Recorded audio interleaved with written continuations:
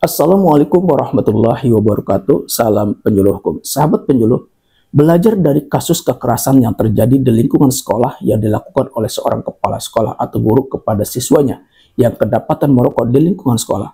Kasus ini kemudian viral di media sosial dan mengundang komentar pedas dari para netizen. Komentar pedas yang disampaikan disebabkan karena geram dengan orang tua siswa yang telah melaporkan kasus penamparan tersebut ke pihak berwajib. Netizen menganggap apa yang dilakukan orang tua dan siswa yang kedapatan merokok di lingkungan sekolah dianggap berlebihan atau lebay. Sahabat penyuluh, ternyata dari komentar-komentar yang saya baca dari beberapa video yang beredar, termasuk dari video yang saya buat, saya mengambil kesimpulan ternyata masih banyak masyarakat yang belum paham tentang peraturan perundang-undangan atau aturan hukum tentang anak. Sebagai seorang penyuluh hukum, tentu saya mempunyai kewajiban untuk memberikan kesadaran hukum kepada masyarakat, tentu dengan menyampaikan aturan hukum yang ada, khususnya terkait tentang anak. Di sini saya tidak berpihak kepada siapapun. Saya menganggap kesalahan kepala sekolah dalam kasus ini adalah perbuatannya, yaitu menampar. Sedangkan kesalahan siswa adalah merokok di lingkungan sekolah.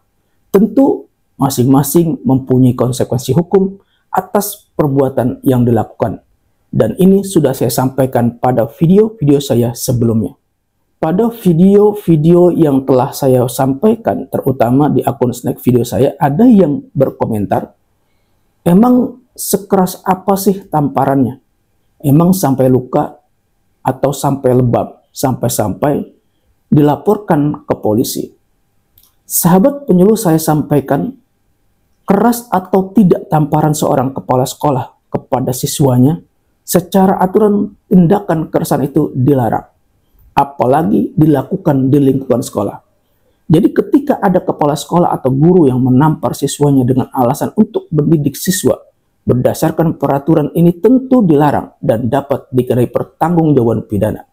Perlu diingat peraturan ini berlaku bagi setiap orang yang melakukan kekerasan terhadap anak. Saya tidak berpihak kepada siapapun. Di sini saya hanya menyampaikan aturan hukumnya saja, walaupun pada dasarnya permasalahan seperti ini tidak harus selalu diselesaikan melalui jalur hukum, akan tetapi bisa diselesaikan secara kekeluargaan.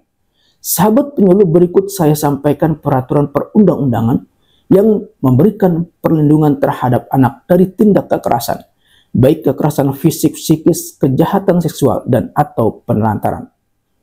Undang-undang sebagaimana yang saya maksud yaitu Undang-Undang Nomor 35 Tahun 2014 tentang perubahan atas Undang-Undang Nomor 23 Tahun 2002 tentang perlindungan anak, sebagaimana yang telah diubah dengan Undang-Undang Nomor 17 Tahun 2016 tentang penetapan peraturan pemerintah pengganti Undang-Undang Nomor 1 Tahun 2016 tentang perubahan kedua atas Undang-Undang Nomor 23 Tahun 2002 tentang perlindungan anak menjadi undang-undang. Sahabat penyuluh, jadi saat ini jangan lagi menyamakan cara mendidik dahulu dengan mendidik zaman sekarang. Jika ada masyarakat yang mengatakan, kalau dulu saya waktu sekolah ditampar guru, dilempar penghapus, dipukul dengan penggaris, saya tidak mengadu kepada orang tua. Kalau mengadu justru malah dimarahi atau malah ditambah lagi hukumannya dari orang tua.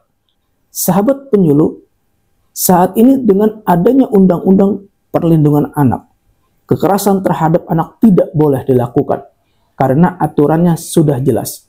Suka tidak suka, mau tidak mau, setiap orang harus patuh terhadap aturan hukum yang ada. Jika tetap melakukan kekerasan terhadap anak apapun alasannya, konsekuensi hukumnya sudah jelas. Ingat, sudah banyak anak yang menjadi korban kekerasan, baik kekerasan fisik, kekerasan psikis, kekerasan seksual yang terjadi di lingkungan masyarakat, di lingkungan sekolah, bahkan terjadi juga di lingkungan pesantren. Kemudian, tidak jarang pelaku kekerasan sendiri adalah orang-orang terdekat, seperti dilakukan oleh orang tuanya sendiri, atau dilakukan oleh pengasuhnya, dilakukan oleh oknum guru atau pendidik, dilakukan oleh oknum ustadz, dilakukan oleh oknum pengasuh pondok pesantren, dan lain-lain. Intinya, Undang-Undang Perlindungan Anak hadir sebagai bentuk tanggung jawab negara terhadap perlindungan anak dari tindak kekerasan.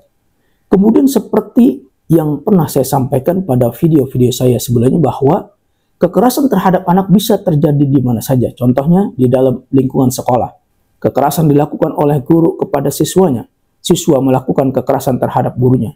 Siswa melakukan kekerasan terhadap siswa lainnya atau yang disebut bullying.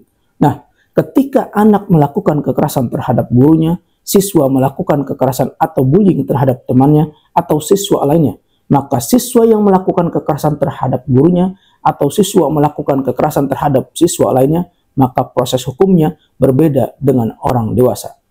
Proses hukum siswa atau anak yang melakukan kekerasan terhadap gurunya atau melakukan kekerasan atau bullying terhadap temannya atau terhadap siswa lainnya, atau anak melakukan tindak pidana lain seperti mencuri, tawuran, maka proses hukumnya menggunakan ketentuan Undang-Undang Nomor 11 Tahun 2012 tentang Sistem Peradilan Pidana Anak. Sistem peradilan pidana anak adalah keseluruhan proses penyelesaian perkara anak yang berhadapan dengan hukum, mulai tahap penyelidikan sampai dengan tahap pembimbingan setelah menjalani pidana. Undang-undang ini diantaranya mengatur tentang hak anak dalam proses maupun dalam menjalani pidana, mengatur tentang penangkapan dan penahanan anak. Selain itu mengatur tentang diversi. Diversi adalah pengalihan penyelesaian perkara anak dari proses peradilan pidana ke proses di luar peradilan pidana.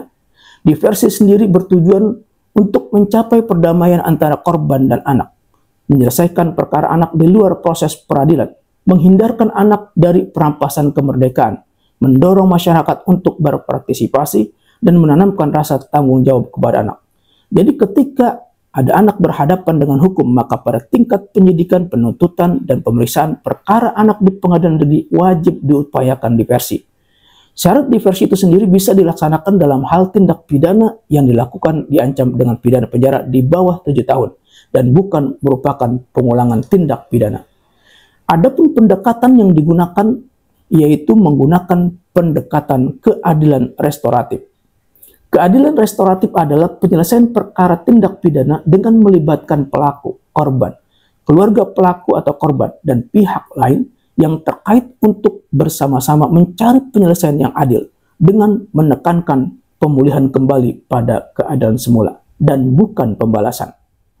Sahabat penyuluh, jadi ketika ada anak yang berhadapan dengan hukum, baik anak sebagai pelaku tindak pidana, anak menjadi korban tindak pidana, dan anak yang menjadi saksi tindak pidana, maka proses hukumnya menggunakan ketentuan Undang-Undang Nomor 11 Tahun 2012 tentang Sistem Peradilan Pidana Anak. Contohnya adalah ada anak atau siswa yang membuli temannya dengan cara menampar, memukul, menendang, atau ada anak atau siswa yang ikut tawuran dan kemudian menyebabkan orang lain luka-luka, maka secara khusus sanksi hukumnya menggunakan Undang-Undang tentang Perlindungan Anak, dan proses hukumnya menggunakan Undang-Undang Nomor 11 Tahun 2012 tentang Sistem Peradilan Pidana Anak. Sahabat penyuluh, demikian sedikit beberapa aturan terkait dengan anak. Semoga bermanfaat.